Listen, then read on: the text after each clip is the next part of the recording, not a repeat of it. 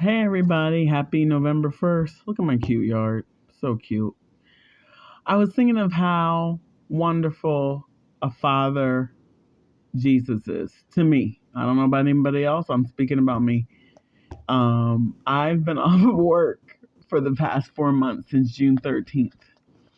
I was a COVID tester for the school district of Philadelphia for 2 years during COVID. So when the school year ended on June 13th, I was glad to take a break because I had been commuting from another state into Philadelphia, Northeast Philadelphia, the jungle as I call it, every day. And it takes a toll. The last 2 weeks before we quit, the one of the off ramps on I-95 heading into Northeast Philadelphia collapsed. And blessings to that family because that man lost his life in the fuel truck, which is so sad. So I was glad to get back home and just chill in my house because I really moved in, took a week off last year, and just kept going. Didn't and working on weekends. So it's been a nice 4 months. I put in over 300 applications because I was very diligent about it every day, all day long, Saturday, Sunday, at night, morning, noon, and night. Over 300 resumes I submitted. I have an associate's degree. I am a medical assistant. I am first aid and CPR certified.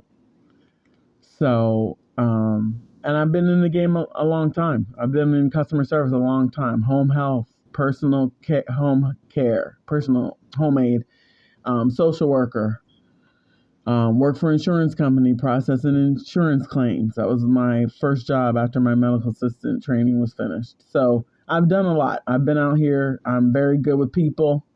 I know how to finesse people. I know how to get the job done correctly, swiftly, safely, and next. Especially with COVID testing. That was a very tense time. So anyway, yesterday, in April, I applied with my company to do weekend events, which on the weekends they do military health assessments for the deploying military. So every weekend they go to a different area in the state of Pennsylvania or sometimes out of state, and they give all the deploying military their physicals, their vital signs, take blood, eye tests, EKG, all of that. So I signed up for that in April. Never heard. I heard back from the lady, then no follow through. I don't know what happened. I took it personally. I was like, oh, forget them. They don't want me. So my manager left our site even before we closed down because she was salary. So they took her and put her in the main office. So I was glad for her. She's a single mom with a daughter. She definitely needed steady income, steady pay, all that. So I'm glad for her.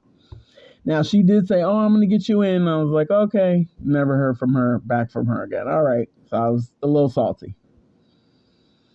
So yesterday I texted my manager friend and I just said, hey, how's it going? Are you taking your daughter out tonight? What did she wear today? Let me know. Send me a picture. She calls me. I'm like, did you call me by mistake? She's like, no, what are you doing this weekend? And I'm like, is this one of those, what are you doing? I want to go to the club. Are you down? Or, is this, what are you doing this weekend? I need a babysitter. So I'm always careful when people are like, what are you doing tomorrow? I'm like, what are you doing? So I said, well, I don't know. I only work at Whole Foods once a week. So I had to check my calendar. And I knew I had friends from out of town. They're going to be in New York. And I was going to go, possibly thinking of going and seeing them. But on unemployment, New York is very expensive. So anyway, she said, well, they made me site manager for this event coming up this weekend in Hershey, PA, and I don't have any staff. And I'm like, well, I can pack a bag right now and I can do whatever you need me to do. So she sent me the link this morning. Then I did all that. I'm waiting for the offer letter so I can sign that. But it's just funny how God works. All these months, all these applications, over 300. All these assessments that you have to take and interviews and people want to offer you $16 an hour to drive supplies to Erie. It was a dispensary. I wanted to do it, trust me. But once I heard I had to drive to Erie and back once a week or more, no, I don't think so. That's a 6-hour drive one way for $16 an hour. So all this. Where should I go? What should I do? What am I gonna do next? What am I gonna do? And I'm end up right back at the same company. It's just crazy. It's just funny how God works. God is just the best father. He has a huge sense of humor.